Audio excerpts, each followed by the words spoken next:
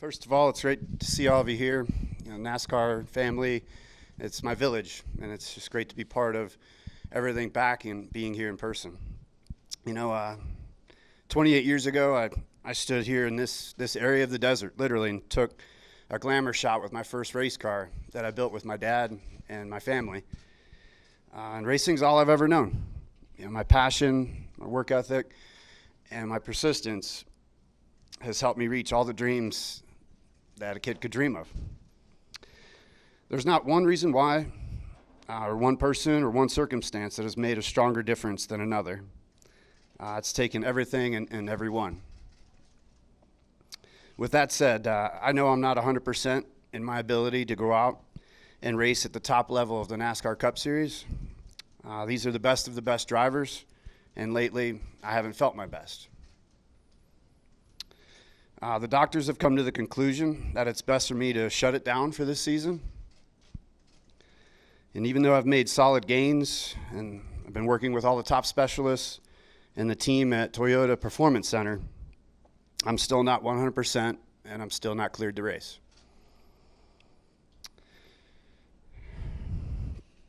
As I continue to focus on my health towards being cleared, I'll be stepping away from full-time NASCAR Cup Series competition in 2023. My long-term health is priority number one, and I don't feel committing at this point to compete for a championship next year is in my best interest or the best interest of the team. I've thoroughly enjoyed working with 2311. This team of wonderful professionals. I appreciate their support and what they've shown me over the last few months. I will continue to work with this group. I want to share my wisdom and knowledge and everything that I've gained with my unofficial PhD in this garage area. It deserves to stay with 2311. We're building something special here, and I look forward to continue to work with Bubba Wallace off the track, as well as Tyler Reddick, who will join the team next year to drive the number 45 Toyota. I'll continue to be a brand ambassador with Monster Energy, or my family. Our fraternity and sorority of athletes from around the world are the best of the best. Monster Energy and I have been together for over a decade, conquering the world and lifestyle in a can. Toyota and TRD will remain part of my future as well. They've embraced me like a long-lost brother, and I'm grateful for their support, and we will continue to go places together.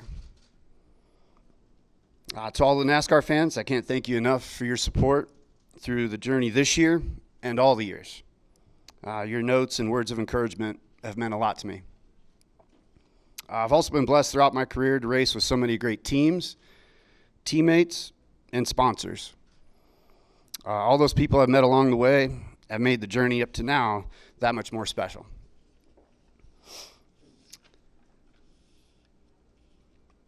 I'm still competitive, passionate, and I want to continue to perform at my core values and to give back to a community that has been my life since I left Las Vegas to pursue a professional racing career over 22 years ago.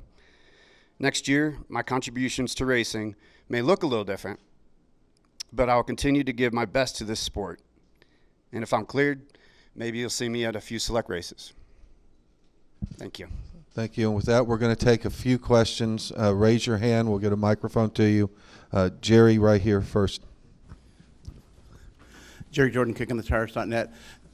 In coming to this decision, obviously this is not a goodbye, but more of a, looking at your future. How hard was this, and what is your message to the fans out there? Yeah, again, having the accident on track and then not having a set timeline or a set path for recovery with a concussion, it turns into other things as well with emotions. The timelines seem to have shrunk up as far as what's going to happen next year. Well, it's like, well, I should be better by now, and I haven't been cleared. And so this is more of being unselfish and respecting what has to happen in this industry, and that's to know how to make a team move forward. And I believe in 2311 and everyone here. And for me, I will get back to 100%. I promise. I have a great team of specialists. Toyota Performance Center has been wonderful, and I will keep pushing myself and my health to get back that priority first, and then we can decide about racing afterwards. But tremendous support with the fans, my team, sponsors, in this village. It's heartwarming. So thank you guys. Bob? Pockrass, Fox Sports. I have two. The first would be, do you feel like it was the Pocono wreck solely that caused your concussion, or did you have multiple hits? And then also, a lot's been made of when drivers start telling NASCAR about potential issues of this car. Do you look at this as just an issue of racing is dangerous and this happened, or are you any more, I guess, angry or bitter that in the way this happened? Again, there's not one moment or one circumstance that has led to this decision. It's a layer of things. And just to be frank and to smile a little bit, I've wrecked a lot of shit in my life.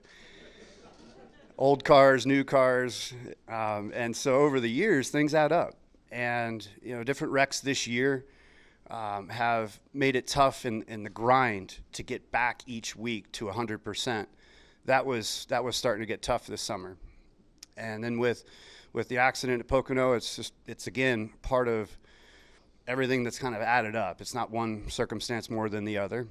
And the new car, this next-gen car, we have to continue to make it safer.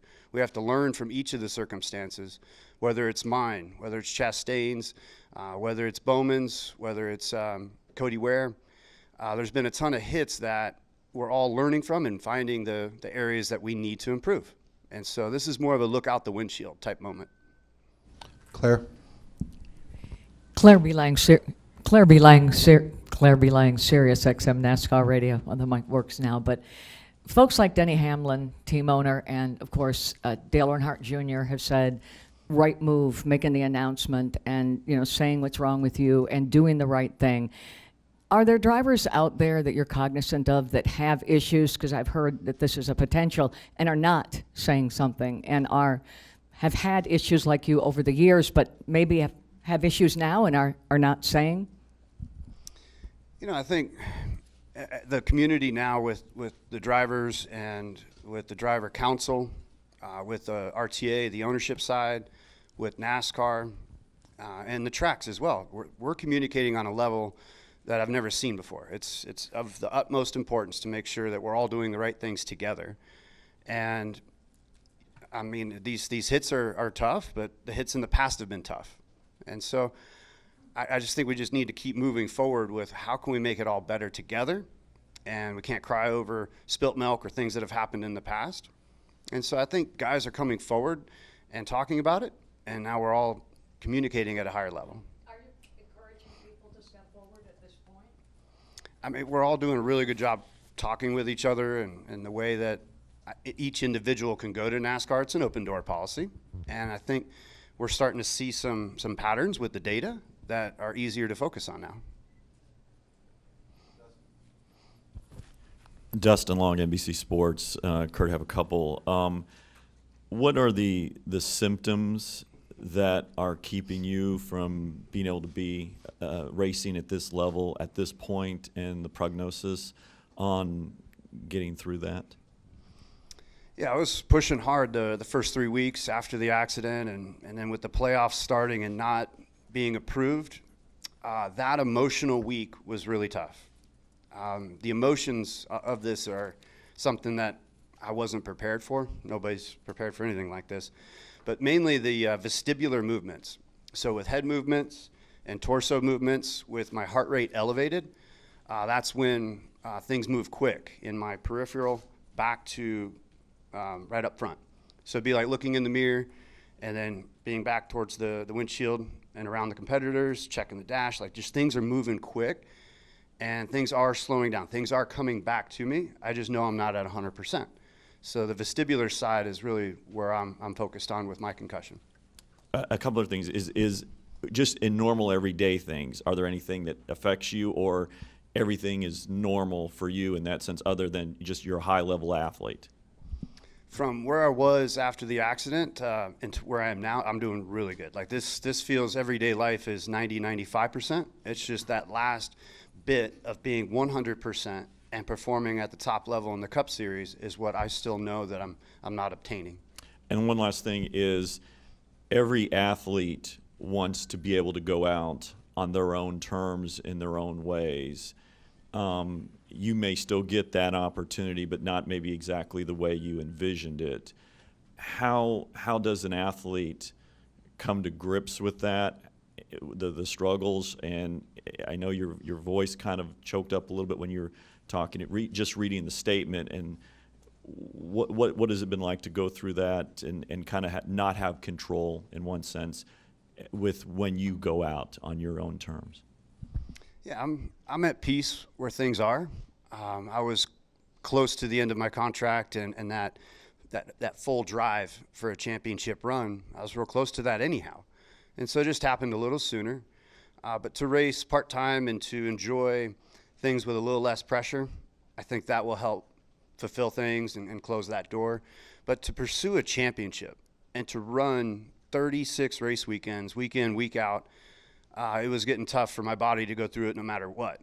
And so this just changed the course just a little bit. But I'm happy with where things are, and my family with the race team, with Monster, with Toyota, there's going to be plenty of things to do to keep that passion alive and to write the final chapter. Jeff?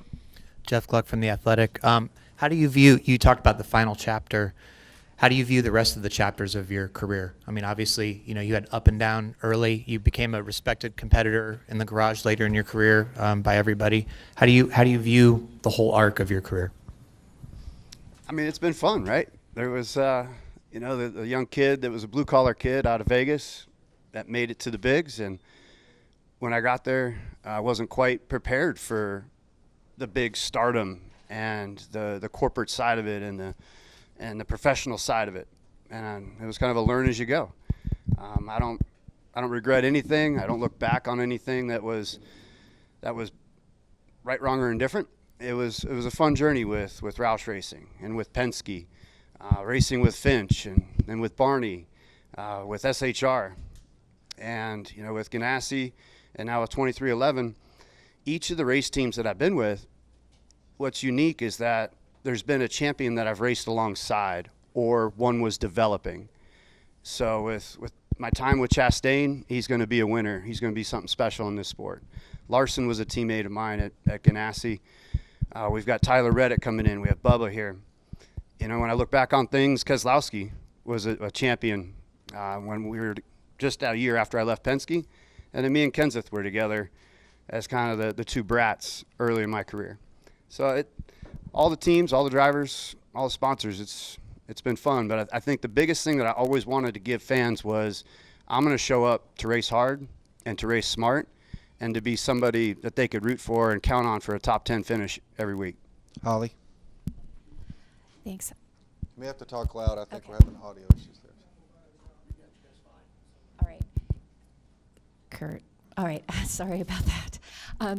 Kind of along those lines, have you let yourself really get into the thought of reflecting over your entire career and really looking at it in that big scope and kind of along those lines?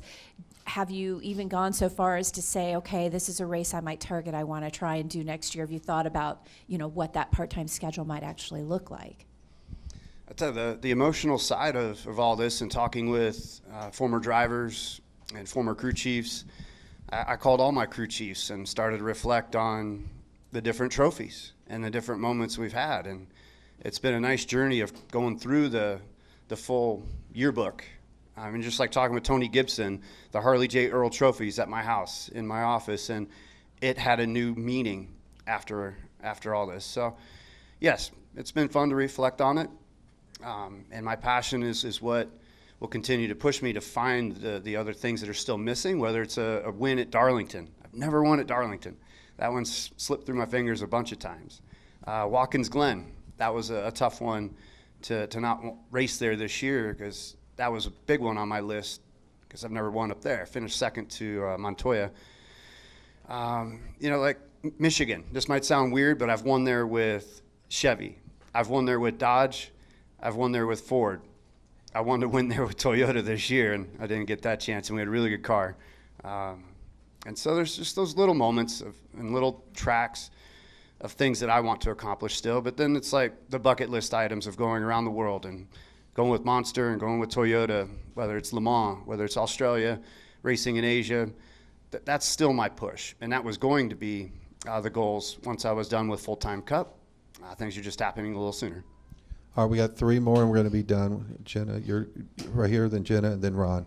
Zach Sterniola with NASCAR.com. Kurt, first off, while a lot of people still believe you're as good as you've ever been behind the wheel of the race car, what more do you feel like you still have left for when you do get back into the car on this part-time basis? Yeah, that's still an unknown for me because this has all just happened as quick as it has. And to be a mentor with Bubba, I mean, the kid's great. And the strides that he's made since my accident, his average finish is up in the top 5 since my accident. And the way he's carried himself and this team, we're going to the next level. And Tyler Reddick is a 2-time Xfinity champion that's coming in. And that's the quality of effort that I'm going to continue to push for as well. And it's a matter of just seeing what the schedule looks like. You know, I reached out to Fox Sports. I'm going to talk with them this weekend. There could be things in the TV booth. There's things with the race team. Again, sponsorship with the other guy. I mean, there's so much that's out there. I've really yet to zero in on the different possibilities.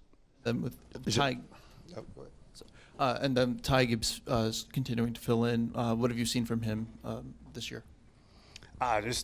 We've found a diamond in the rough. I mean, we've seen Tyler on track before, but now to really jump into some of the telemetry, to see him on the road courses and the way that he's just attacking all the time, those are the things that we want as a top driver with our team. And again, just the PhDs that I have in all the areas, whether it's the marketing side, the engineering side, the aero side. I was looking at our car scan from tech inspection this morning. There's plenty of things for me to jump into. Jenna? Jennifer, AP. I've looked around the room to see if your dad or anyone was in here. How important was it for you to make this announcement here at Las Vegas? Mainly the timing and the respect of what the track has given me over the years. This was Richie Klein's vision. Bruton Smith took it to the next level, and the SMI family with Chris Powell and Jeff Motley, everyone's embraced me. And it felt right to do it here, the timing. But I honestly asked my family, sponsors, and others I'll see you at dinner. This isn't, the end. It's just a step in my future direction. And so, yeah, it is emotional to not run for a championship, but there's still more races to be raced. Ron, final question here. Hey, Kurt, given all you've accomplished in the sport, all the great victories you've had, when you hear people like in the broadcast booth saying, say what you will about Kurt Busch, but every team he's gone to, he's made better. It seems like when it comes to legacy, that would be pretty special. When you hear stuff like that, what do you think about?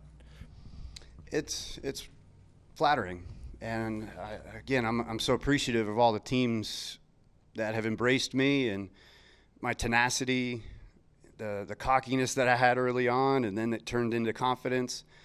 And yeah, it was a maturation process. Like, I was very raw when I first started out, and I have a lot of thanks to give to Jack Roush and that whole program.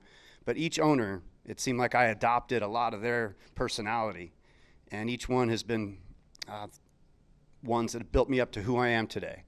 And so they've helped me just like I've helped them. It's a two-way street. And when you see things in the race car, you want to apply it. And sometimes the driver wants it done yesterday. And then now sitting on the pit box last week, I was watching the cars, and I was like, oh, I think Christopher Bell's got something different going on, and it was confirmed in the team meeting. And so those are the things that I'll look to do as I continue in this role. But I just always gave my best.